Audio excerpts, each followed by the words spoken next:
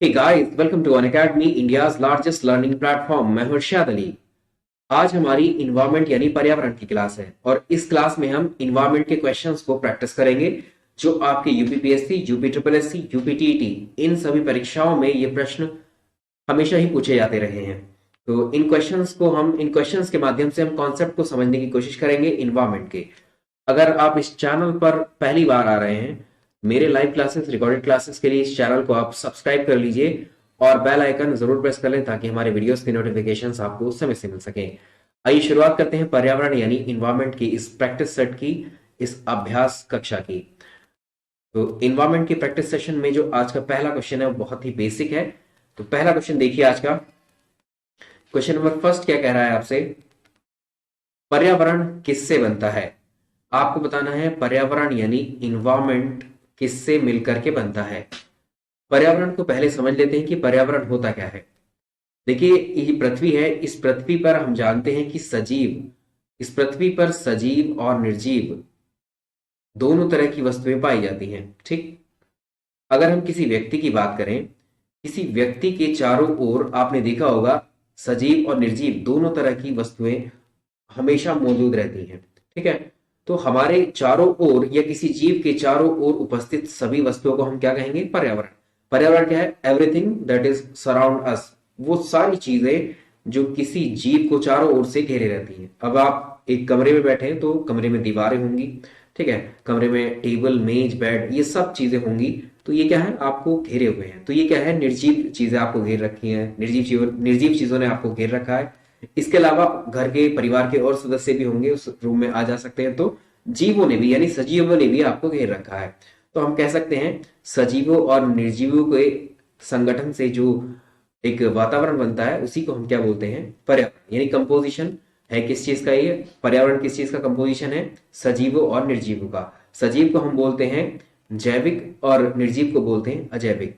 तो पर्यावरण किससे बनता है? जीवीय घटकों से। यानी जितने भी जीव जंतु, जानवर, पेड़ पौधे, ये क्या है? सजीव है यानी जीवीय घटक है। यानी ये इन्हीं को हम बोलते हैं बायोटिक कंपोनेंट। इन्हीं को हम बोलते हैं बायोटिक कंपोनेंट। दूसरा देखिए, भू आकृतिक घटक। अभी हमने बताया है कि हमारी इस पृथ्वी पर निर्जीव और सजीव चीजें दोनों होती है। तो भू आकृति भी जो होती हैं, जैसे ये क्या है? ये पर्वत है, ये पठार है, सब क्या है? भू आकृतियां हैं। ठीक है, ये भी क्या है? निर्जीव है। तो ये क्या है? ये अबायोटिक कंपोनेंट होती हैं। ठीक है, अबायोटिक कंपोनेंट होती हैं, अजैविक घटक होती हैं ये भी। ठीक है, अगला देखिए अजैव घटक। अबायोटिक कंपोनेंट सिंपली उसने खुद बोल दिया, निर्जीवों को। ठीक है, निर्जीवों को बोल दिया इसने, और यहाँ क्या है? सजीवों को बोल दिया। तो ये क्या हुआ? ये तीनों ही क्या है? इन तीनों से मिलकर के क्या बनता है? पर्यावरण बनता है। तो सिंपली आप कह सकते हैं पर्यावरण क्या है? सजीव और निर्जीव घटकों का योग ही पर्यावरण कहलाता है। ठीक है, तो तीनों ही ऑप्शन इसका सही आंसर होंगे। चलते हैं अगले प्रश्न की ओर। सवाल नंबर आज का 2 देखिए, आप अपने आंसर्स को चेक करते चलिएगा। सतत विकास, सस्टेनेबल डेवलपमेंट इसको बोलते हैं। सतत विकास यानी सस्टेनेबल डेवलपमेंट के लिए इनमें से क्या आवश्यक है? ठीक है, पहला ऑप्शन देखिए, जैव विविधता का संरक्षण, प्रदूषण का निरोध, निर्धनता को घटाना। पहले समझेंगे जैव विविधता क्या होती है। देखिए, कोई स्थान है, ठीक है, कोई प्लेस, मान लीजिए ये जंगल है, वन है, कोई फॉरेस्ट है। फॉरेस्ट में आप जानते हैं जीव जंतु, पेड़ पौधे सभी पाए जाते हैं। ठीक है, और इसमें एक बड़े घने जंगल में आप देखा होगा अलग अलग किस्म के जानवर पाए जाते हैं, अलग अलग किस्म के जीव जंतु पाए जाते हैं, और अलग अलग किस्म के पेड़ पौधे, झाड़ियां, सारे वृक्ष, प्लांट्स मिलते हैं। तो ऐसी जगह जहां पर अलग अलग किस्म के पेड़ पौधे हों, अलग अलग किस्म के जीव जंतु, जानवर हों, पक्षी हों, तो वो स्थान कहलाता है कि वहां जैव विविधता ज्यादा है। ये वही स्थान पर कहलाती है कि यहाँ जैव विविधता है। ठीक है, तो जैव विविधता का मतलब क्या हो गया? पेड़ पौधे और जीव जंतुओं की अधिकता होना, अलग अलग किस्मों की अधिकता होना। अगर हम इनका संरक्षण करेंगे तो ये क्या है? ये बचे रहेंगे। ठीक है, इनका संरक्षण जरूरी होता है हमारे पर्यावरण के लिए। लेकिन पहले अगर सस्टेनेबल डेवलपमेंट की हम बात करें, ये क्या होता है? जो आज हमारे पास प्राकृतिक संसाधन है, वन क्या है? वन हमारे पास प्राकृतिक संसाधन है। नदियां प्राकृतिक संसाधन, सॉरी, नदियां हमारी प्राकृतिक संसाधन है। महासागर प्राकृतिक संसाधन है।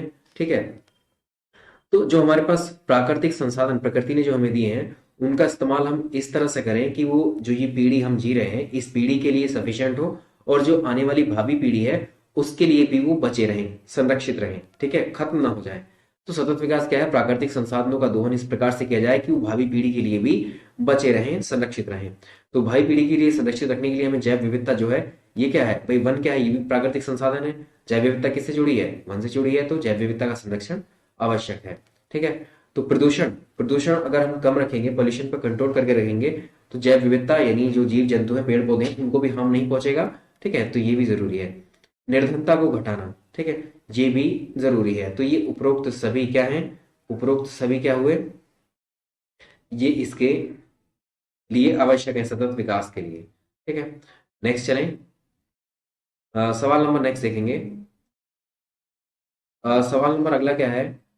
पर्यावरण अनुकूलन उपभोक्ता उत्पादों को चिन्हित करने के लिए सरकार ने क्या आरंभ किया? यानी इसका मतलब क्या है? ये पूछ रहा है आपसे, इको फ्रेंडली, जो इको फ्रेंडली प्रोडक्ट्स होते हैं, जो इको फ्रेंडली प्रोडक्ट्स यानी ऐसे उत्पाद, कंपनी या फैक्ट्रीज ऐसे उत्पाद बनाती हैं जो पर्यावरण को नुकसान ना पहुंचाते हो, तो उनके लिए एक स्पेशल सिंबल दिया जाता है उन प्रोडक्ट्स पर। इसको हम बोलते हैं क्या? Eco mark. ठीक है, आपसे पूछा है इको मार्क, तो क्या हुआ? इसको हम बोलते हैं इको मार्क। क्या है ये इको फ्रेंडली उत्पादों को दिया जाता है। और इसको कौन जारी करता है? कौन इशू करता है इको मार्क को? BIS, bureau of Indian standard इसको जारी करता है। ठीक है, इसका हेडक्वार्टर BIS का कहाँ है? न्यू दिल्ली में है। तो इसका आंसर हो जाएगा ऑप्शन बी, इसका बिल्कुल करेक्ट आंसर होगा। चलिए अगले प्रश्न की तरफ चलते हैं। अगला प्रश्न देखिए, धारणीय कृषि यानी सस्टेनेबल एग्रीकल्चर का क्या अर्थ है? सस्टेनेबल एग्रीकल्चर का, धारणीय कृषि का क्या अर्थ है? ठीक है, आपको बताना है। जैसे हमने सस्टेनेबल डेवलपमेंट पढ़ा है या समझा है, वैसे ही सस्टेनेबल एग्रीकल्चर भी है। तो इसमें क्या है? देखिए, कृषि को हम इस तरह से करें कि कृषि किससे संबंधित है? हमारी जो भूमि है, जो मिट्टी है, उससे संबंधित है। मिट्टी अगर उपजाऊ रहेगी तो उसको लंबे समय तक हम जो है उससे पैदावार हम कर सकते हैं, अलग अलग फसलों की, अलग अलग किस्मों की। ठीक, तो अगर हम भूमि को, हम लैंड को इस तरह से यूटिलाइज करें कि उसकी उर्वरता, उसकी फर्टिलिटी बनी रहे आने वाली पीढ़ियों के लिए, आने वाले जनरेशन के लिए, तो क्या है? Sustainable agriculture. इसमें आंसर हम क्या कर लेंगे? ऑप्शन सी, भूमि का इस प्रकार प्रयोग कि उसकी गुणवत्ता अक्षुण्ण बनी रहे। ठीक है, भूमि, लैंड का इस प्रकार से प्रयोग करना कि उसकी फर्टिलिटी, उर्वरता ना खोए। ठीक है, मिट्टी फर्टाइल ही बनी रहे, उपजाऊ, तभी तो उसको आगे तक यूज कर पाएंगे। अगला देखें, सवाल नंबर नेक्स्ट, पर्यावरण से क्या अभिप्राय है? इन्वायरमेंट की ही डेफिनेशन आपसे फिर से पूछ रहा है। तो हमने बताया कि एक जीव के चारों ओर, ठीक है, किसी भी व्यक्ति या किसी वस्तु के चारों ओर का जो उपस्थित वस्तु होती है, वो सभी मिलकर क्या बनाती है? पर्यावरण। तो इसमें क्या है? भूमि, जल, वायु, पौधे एवं पशुओं की प्राकृतिक दुनिया, जो इनके चारों ओर अस्तित्व में है, वही पर्यावरण है। ये पर्यावरण से अभिप्राय, ठीक है। उन संपूर्ण दशाओं का योग जो व्यक्ति को एक समय बिंदु पर घेरे हुए हैं, ये भी ठीक है, एक ही बात है। भौतिक, जैविकीय, सांस्कृतिक तत्वों की अंत क्रियात्मक व्यवस्था जो अंत संबंधित है, ये भी ठीक है। तो इसका मतलब ये क्या हो गया? ऑप्शन डी हो गया इसका सही आंसर। ठीक है, ऑप्शन डी इसका सही आंसर हो जाएगा। नेक्स्ट चलें, अगला देखिए, UNEP। आपको बताना है UNEP का हेडक्वार्टर, UNEP का हेडक्वार्टर, मुख्यालय कहाँ पर अवस्थित है? तो याद रखिएगा, यूनाइटेड नेशन इन्वायरमेंट प्रोग्राम किसका है? यूनाइटेड नेशन इन्वायरमेंट प्रोग्राम जो है, यूनाइटेड नेशन का ही एक संस्था है। ये नैरोबी में है। ठीक है, इसका मुख्यालय कहाँ पर है? नैरोबी में। और नैरोबी आप जानते हैं ये कहाँ पर है? नैरोबी कहाँ पर है? केनिया में है। ठीक है, चले अब नेक्स्ट प्रश्न की ओर चलेंगे अपने। सवाल नंबर अगला क्या है? इको मार्क उन भारतीय उत्पादों को दिया जाता है जो कैसे होते हैं? शुद्ध और मिलावट रहित होते हैं? ऐसा तो नहीं है, अभी डिस्कस किया था इस प्रश्न को। प्रोटीन समृद्ध होते हैं? ऐसा भी नहीं है। आर्थिक दृष्टि से व्यवहार्य हो? नहीं। जो पर्यावरण से मैत्रीपूर्ण रिश्ता रखते हो, यानी पर्यावरण को हार्म ना पहुंचाते हो, इको फ्रेंडली हो। ठीक है, तो इसका आंसर ऑप्शन डी होगा। ठीक है, तो eco mark BIS, bureau of Indian standard के द्वारा उन उत्पादों को दिया जाता है जो पर्यावरण के प्रति मैत्रीपूर्ण होते हैं। सवाल नंबर अगला आ गया है, भारत में पर्यावरण संरक्षण अधिनियम, इन्वायरमेंट प्रोटेक्शन एक्ट भारत में कब पारित किया गया था? भारत में इन्वायरमेंट प्रोटेक्शन एक्ट को पारित किया गया था कब? 1986 में। ये प्रश्न बहुत पूछा था आपसे। भारत में पर्यावरण संरक्षण अधिनियम पारित हुआ था 1986 में, ठीक है। और इसके अलावा 1972 में पूछता है वन्य जीव संरक्षण अधिनियम कब आया था। जो वन्य जीव संरक्षण अधिनियम कब पारित किया गया था, 1972 में इसको पारित किया गया था, ठीक है। नेक्स्ट चलिए, धारणीय विकास, अगला सवाल देखें। धारणीय विकास किसके उपयोग के संदर्भ में अंतर पीढ़ीगत संवेदनशीलता का विषय होता है। जो सस्टेनेबल डेवलपमेंट है, ये धारणीय विकास या सतत विकास एक ही बात है। सस्टेनेबल डेवलपमेंट को हमने बताया था कि जो हमारे संसाधन है, जो संसाधन, इसमें ऑप्शन में देखोगे संसाधन शब्द सभी में है। एक चीज हमने बोली, जो प्रकृति ने हमें संसाधन दिए वो प्राकृतिक संसाधन कहलाते हैं। तो जो प्राकृतिक संसाधन है उनका दोहन हम इस प्रकार से करें कि वो आने वाली भावी पीढ़ियों के लिए भी संरक्षित रहें, सुरक्षित रहें। तो वही क्या कहलाता है, वही कहलाता है क्या, धारणीय विकास या सतत विकास। तो इसका आंसर हम करेंगे ऑप्शन ए, बिल्कुल सही इसका आंसर हो जाएगा। चलिए अगले प्रश्न पर आते हैं अपने। सवाल नंबर अगला देखें। पृथ्वी के चारों ओर गैसों का समूह क्या कहलाता है। पृथ्वी के चारों ओर गैसों का समूह क्या कहलाता है। ये हमारी पृथ्वी, ठीक है। और इस पृथ्वी पर आप जानते हैं पृथ्वी के चारों ओर जो है इसके वातावरण में बहुत सारी गैसें विद्यमान होती हैं, ठीक है। बहुत सारी, आपने नाइट्रोजन देखा तो नहीं होगा, सुना है, ठीक है। नाइट्रोजन है, कार्बन डाइऑक्साइड, ऑक्सीजन, ये सभी गैसेस और भी बहुत सारी गैसें हैं जो हमारे चारों ओर विद्यमान रहती हैं। ये सब ऐसा नहीं कि अलग अलग, यहाँ पर नाइट्रोजन है, यहाँ पर कार्बन डाइऑक्साइड, ये सभी मिक्स होती हैं, मिक्सचर होता है, इनका मिश्रण हमारे चारों ओर उपस्थित होता है। तो इन्हीं गैसों के मिश्रण को क्या कहा जाता है, इन्हीं गैसों के मिश्रण को क्या कहा जाता है, वायु कहा जाता है। और जब ये पृथ्वी के चारों ओर है, पृथ्वी एक बड़ा हिस्सा है, तो पृथ्वी के चारों ओर तो अब देखेंगे तो बहुत बड़ा भाग हो जाएगा।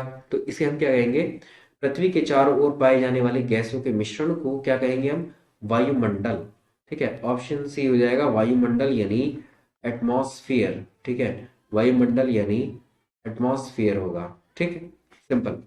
इसका आंसर हो जाएगा एटमॉस्फेयर। चलिए अगले प्रश्न की ओर। तो अभी अगला जो प्रश्न है बिल्कुल पिछले वाले में ही इसको हमने एक्सप्लेन किया है। वायु क्या है, एयर इज आ, अभी डिस्कस किया है हमने। एयर इज आ, वही मिश्रण है, ठीक है, मिश्रण है। Air is a mixture of, air is a mixture of gases, air is a mixture of gases, ठीक है। नेक्स्ट नंबर देखें अगला। निम्नलिखित में से किस एक को छोड़कर बाकी सभी देश, निम्न में से किस एक को छोड़कर बाकी सभी किसी देश की प्राकृतिक पूंजी है। प्राकृतिक पूंजी का मतलब यहाँ पर प्राकृतिक संसाधन के लिए आपसे पूछ रहा है, ठीक है। इनमें से बताना कौन सी प्राकृतिक, देश की प्राकृतिक पूंजी कौन सी है। वन, प्राकृतिक संसाधन होते हैं, बिल्कुल, जल भी प्राकृतिक संसाधन है, खनिज भी प्राकृतिक संसाधन है, सड़कें देखें तो ये क्या है, ये कृत्रिम संसाधन है एक तरीके से, ये इंसान ने बनाया है, ये मैन मेड है, ठीक है। चलें अगले प्रश्न को देखें। निम्नलिखित नोबल गैसों में से कौन सी वायु में नहीं पाई जाती है। तो देखिए, एक नोबल गैस है रेडॉन, ये क्या है, ये वायुमंडल में नहीं पाई जाती है। रेडॉन गैस वायुमंडल में नहीं पाई जाती है। चलिए अगले सवाल की तरफ चलते हैं। राष्ट्रीय पर्यावरण राष्ट्रीय पर्यावरण अभियांत्रिकी शोध संस्थान यानी नीरी, नीरी के कहाँ पर अवस्थित है। आपको बताना है कि नीरी का हेडक्वार्टर कहाँ पर लोकेटेड है। नीरी का हेडक्वार्टर कहाँ पर है, ये है नागपुर में। नीरी का हेडक्वार्टर कहाँ पर है, नागपुर में। नीरी एक शोध संस्थान है, ठीक है। नेशनल नेशनल इसकी फुल फॉर्म भी पूछ लेता है, national environmental engineering research institute. ये क्या है, राष्ट्रीय पर्यावरण अभियांत्रिकी शोध संस्थान है, नीरी है। नेक्स्ट देखिए, यदि पृथ्वी पर पाई जाने वाली, अगला सवाल देखिए, यदि पृथ्वी पर पाई जाने वाली वनस्पतियां यानी पेड़ पौधे समाप्त हो जाएं तो किस गैस की कमी होगी। अगर देखिए पृथ्वी पर, ये हमारी पृथ्वी है, पृथ्वी पर प्लांट्स है, ठीक है। प्लांट्स क्या करते हैं पृथ्वी पर, प्लांट्स क्या करते हैं, जो सनलाइट है, सनलाइट की मदद से अपने भोजन का निर्माण करते हैं। वही वायुमंडल से कार्बन डाइऑक्साइड लेते हैं, ठीक है, और जमीन से पानी और मिनरल लेकर के क्या करते हैं, ये बाई प्रोडक्ट हमें फोटोसिंथेसिस क्रिया करने के बाद ऑक्सीजन को रिलीज करते हैं। तो ऑक्सीजन को ये रिलीज करते हैं। जब प्लांट ही नहीं होंगे तो फोटोसिंथेसिस नहीं होगा, फोटोसिंथेसिस नहीं होगा तो ऑक्सीजन भी एटमॉस्फेयर में रिलीज नहीं करेंगे। तो कौन सी गैस की कमी होगी? ऑक्सीजन की ही कमी होगी, ठीक है। O2 यानी ऑक्सीजन की कमी होगी, O2 यानी ऑक्सीजन की कमी होगी। तो ये तो हो गया ये, ठीक है। अब चलें नेक्स्ट अगले प्रश्न पर चलते हैं। अगले प्रश्न पर चलने से पहले अनअकैडमी का लर्निंग ऐप आप आपके पास अगर फोन में नहीं है तो उसको इंस्टॉल कर लें। उसमें लॉग इन करके आप यूपीपीएससी कैटेगरी में जाइएगा, ठीक है। यूपीपीएससी और यूपी SSS इस कैटेगरी में जाकर के मेरा नाम सर्च करिएगा, इरशाद अली। मेरे प्रोफाइल को आप फॉलो कर लीजिए, वहाँ पर आपको मेरी लाइव क्लासेस, मेरे लाइव सेशंस की जो है डिटेल्स आपको मिल जाएगी रही, नोटिफिकेशंस वगैरह, ठीक है। तो फॉलो कर लीजिएगा मुझे। तो अनअकैडमी लर्निंग ऐप पर आपको मिलती हैं लाइव सेशंस, लाइव क्लासेस, ठीक है।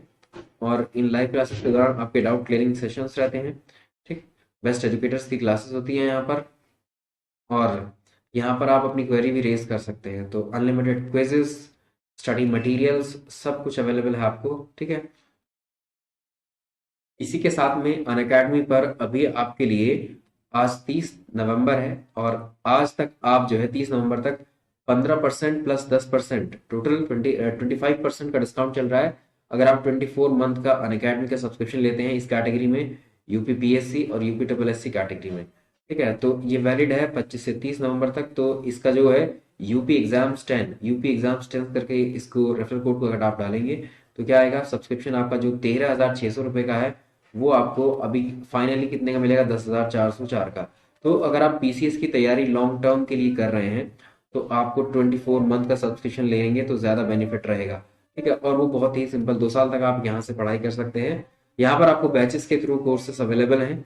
चलिए, इसके अलावा अनअकैडमी पर जो है पीसीएस की टेस्ट सीरीज भी चल रही है। अनअकैडमी पर जो है यूपी पीसीएस की जो प्रीलिम्स टेस्ट सीरीज चल रही है 2022 के लिए, जो कि हिंदी और इंग्लिश दोनों में है। तो ये कब होती है? ये हर संडे को होती है, हर संडे को सुबह 10 बजे होती है, ठीक है। तो इस टेस्ट में जीएस के 150 मल्टीपल चॉइस क्वेश्चंस हैं, बिल्कुल जैसे आपके पेपर में होते हैं। और 200 नंबर मैक्सिमम रखे हैं। ड्यूरेशन इसकी 120 मिनट की है, और इसमें नेगेटिव मार्किंग का भी प्रावधान किया गया है जैसे आपके पेपर में होता है। अगर आप रैंक 1 लाते हैं इस टेस्ट सीरीज में तो आपको 100% स्कॉलरशिप भी मिलती है 6 महीने के लिए। और रैंक 2 से 3 लेके आते हैं तो आपको 50% स्कॉलरशिप मिलती है 6 महीने के लिए। रैंक 4 से 25 आती है तो 25% स्कॉलरशिप आपकी होती है, ठीक है। तो आप इस टेस्ट सीरीज को जरूर ज्वाइन किया करें हर संडे को। और हर सैटरडे को सुबह 10 बजे होती है आपकी लेखपाल की टेस्ट सीरीज, ठीक है। ये भी प्लस टेस्ट सीरीज है। ये सब आपको अकेडमी की लर्निंग ऐप पर मिलेगी। तो कंप्लीट सिलेबस की तैयारी आप कर सकते हैं। अगर तैयारी आपकी है तो आप अपने आप को जांच सकते हैं, ठीक है, इन टेस्ट सीरीज के माध्यम से। तो कंप्लीट बैच में अगर आप यूपी कांस्टेबल की तैयारी कर रहे हैं तो इसकी ओरिएंटेशन क्लास 29 नवंबर को हो चुकी है। अभी एक 28 नवंबर से 1 दिसंबर तक जो है इसका फ्री मिनी बैच चल रहा है। इसको आप देख सकते हैं। इसमें स्ट्रैटेजी वगैरह, आप प्रिपरेशन स्ट्रैटेजी और गाइडेंस आप सर से यहाँ पर ले पाएंगे। चलिए आते हैं अपने प्रश्नों पर। अगला सवाल देखिए, सवाल नंबर नेक्स्ट। पारिस्थितिकी तंत्र की संकल्पना को प्रस्तावित किसके द्वारा किया गया था? जो इकोसिस्टम का कॉन्सेप्ट किसके द्वारा दिया गया था? इकोसिस्टम का कॉन्सेप्ट लेके आए थे एजी टेंसले। इकोसिस्टम का जो कॉन्सेप्ट लेके आए थे वो एजी टेंसले लेके आए थे, ठीक है। एजी टेंसले ने दिया था, ठीक। बहुत पूछा जाता है प्रश्न, निम्नलिखित में से कौन सा एक पारिस्थितिकी तंत्र पृथ्वी के सर्वाधिक क्षेत्र पर फैला हुआ है? ये है हमारी पृथ्वी। पृथ्वी पर आप जानते हैं कुछ लैंड का हिस्सा है, यानी स्थल वाला हिस्सा है पृथ्वी पर, और कुछ हिस्सा क्या है स्थल के अलावा, कुछ हिस्सा पृथ्वी पर कैसा है, महासागर है, यानी जल वाला है। महासागर यानी जल वाला। और आप जानते हैं पृथ्वी पर जो जल, ये स्थल वाला हिस्सा है, लैंड वाला एरिया है, इस पर जंगल है, वन है, जीव जंतु हैं, ठीक है। तो यहाँ पर भी क्या है, पारिस्थितिकी तंत्र। और ये समुद्र है, समुद्र के अंदर वनस्पति भी पाई जाती है, समुद्री वनस्पतियां, और उसमें जीव जंतु भी पाए जाते हैं, अंदर समुद्री जंतु पाए जाते हैं। तो यहाँ भी क्या है, पारितंत्र। अब पारितंत्र को समझ लेते हैं। पारितंत्र क्या होता है? कोई सजीव, जो सजीव होता है, सजीव जो होता है कोई, सजीवों का अपने आसपास के पर्यावरण से जो भी उसका इंटरेक्शन होता है, अंत क्रियाएं होती है। जैसे आप मैं सजीव हैं, और हम जो है देखो डेली हम पे सनलाइट पड़ती है, प्लांट के ऊपर सनलाइट पड़ती है। प्लांट क्या करते हैं, सनलाइट से क्या करते हैं, फोटोसिंथेसिस। वही प्रकाश क्या है, निर्जीव ही तो है। निर्जीव से इंटरेक्ट कर रहा है क्या एक प्लांट, प्लांट सजीव है। ठीक है, तो इंटरेक्शन है, डेली संबंध स्थापित हो रहा है, उसी के थ्रू प्रोसेस भी चल रहा है। ठीक है, तो ये क्या है, एक इस तरह से जो संबंध बन जाता है अंत क्रियाओं से, जो सिस्टम क्रिएट होता है, इसको हम बोलते हैं पारितंत्र या पारिस्थितिक तंत्र। तो ऐसे पारिस्थितिक तंत्र अगर आपसे सबसे बड़ा पूछ रहा है तो यहाँ पर तो जल है सबसे ज्यादा, सागर महासागर जल जल है पृथ्वी पर सबसे ज्यादा। तो जो सामुद्रिक यानी ओशन यानी जो महासागर है, ये वाले पृथ्वी के सर्वाधिक क्षेत्र पर फैले हुए पारिस्थितिकी तंत्र होते हैं। पारिस्थितिकी तंत्र में जो तत्व होते हैं, तत्वों के चक्रण को हम क्या बोलते हैं, इसको हम बोलते हैं जैव भू रासायनिक चक्र। जैव भू रासायनिक चक्र इसको बोला जाता है। प्राथमिक स्रोत होता है वो सन होता है, ठीक है, सूर्य या सोलर एनर्जी। ठीक है, ऑप्शन सी इसका सही आंसर होगा, सोलर एनर्जी या सन। चलिए नेक्स्ट सवाल की तरफ। अगला सवाल देखिए, पर्यावरण की परिभाषा इनमें से क्या है। तो पर्यावरण की परिभाषा आप जानते हैं, एबायोटिक और बायोटिक कंपोनेंट्स, बायोटिक और एबायोटिक कंपोनेंट्स का सम होता है क्या, पर्यावरण। ठीक है, अभी डिस्कस किया था। अब नेक्स्ट चलिए, अपने बैच कोर्सेज के बारे में आपको बता चुके हैं। तो यूपी कांस्टेबल के batch, UP PCS, upper PCS, lower PCS, इन सभी की तैयारी के लिए इसको आप जरूर सब्सक्राइब कर लीजिए। और 24 महीने का जो सब्सक्रिप्शन है वो आपको 13,600 का है। लेकिन अगर आप आई अली यानी इरशाद अली 10 ये रेफरल कोड यूज करेंगे तो आपको 10% एडिशनल डिस्काउंट भी मिल जाएगा। ये मेरा रेफरल कोड है, इसको आप लगा सकते हैं। ठीक है, तो आप बीपीएससी और यूपीपीएससी की भी तैयारी कर सकते हैं घर बैठ करके। चलिए अगला देखेंगे, निम्नलिखित में से किस जनपद में चंद्रप्रभा वन्यजीव अभयारण्य स्थित है। तो जो यूपी का चंदौली है, चंदौली में है क्या, चंदौली में है क्या चंद्रप्रभा वन्यजीव अभयारण्य है। चलिए नेक्स्ट प्रश्न पर आते हैं। असम का प्रसिद्ध एक सींग वाला गैंडा जो है, ठीक है, वन हॉर्न राइनो वाला जो गैंडा है, ये कौन से अभयारण्य में है। ठीक है, तो ये कहाँ है, काजीरंगा नेशनल पार्क जो है, ये किस लिए फेमस है, एक सींग वाले गैंडे गैंडे के लिए। ठीक, नेक्स्ट देखेंगे, खाद्य श्रृंखला। खाद्य श्रृंखला के परस्पर समूह को क्या कहा जाता है, जो फूड चेन होती है। ठीक है, बहुत सारी फूड चेन है, बहुत सारी फूड चेन खाद्य श्रृंखलाएं जब मिलती हैं तो खाद्य जाल बनाती हैं, यानी फूड वेब बनाती हैं। ठीक है, वो खाद्य जाल यानी फूड वेब का निर्माण कर लेती हैं। अगला देखिए, ओजोन परत का अधिकतम ह्रास निम्नलिखित में से किस पर हुआ है। तो देखिए, जो ये पृथ्वी है, पृथ्वी पर है नॉर्थ पोल, यहाँ पर है क्या, साउथ पोल। यहाँ पर जो वायुमंडल है इसमें आपको जानते हैं क्या होती है, ओजोन गैस पाई जाती है। तो यहाँ दक्षिणी ध्रुव जो है, दक्षिणी ध्रुव पर क्या है, ओजोन का जो है एक तरीके से स्तर घटा है, ओजोन कम हुई है इस एरिया में, अंटार्कटिका वाले दक्षिणी ध्रुव वाले। चलिए नेक्स्ट सवाल देखें, निम्नलिखित में से कौन सी ग्रीन हाउस गैस वातावरण में सबसे अधिक मात्रा में उपस्थित रहती है। सबसे ज्यादा अधिक मात्रा में तो होती है वाटर वेपर, ठीक है, जल वाष्प। उसके बाद नंबर आता है किसका, कार्बन डाइऑक्साइड का। ठीक है, ऑप्शन ए बिल्कुल सही आंसर होगा। निम्नलिखित में से कौन सी, अगला सवाल देखें, निम्नलिखित में से कौन सी ग्रीन हाउस गैस नहीं है, इनमें से कौन सी ग्रीन हाउस गैस नहीं है। Carbon dioxide green house gas है, nitrous oxide green house gas है, मीथेन ग्रीन हाउस गैस है। जो नहीं है वो हीलियम है। ठीक है, हीलियम क्या है, ग्रीन हाउस गैस नहीं है। चलिए अगला सवाल देखिए, जो शाकाहारी, अगला सवाल है, जो शाकाहारी जंतु भोजन के लिए हरे पेड़ पौधों पर निर्भर रहते हैं वो क्या कहलाते हैं।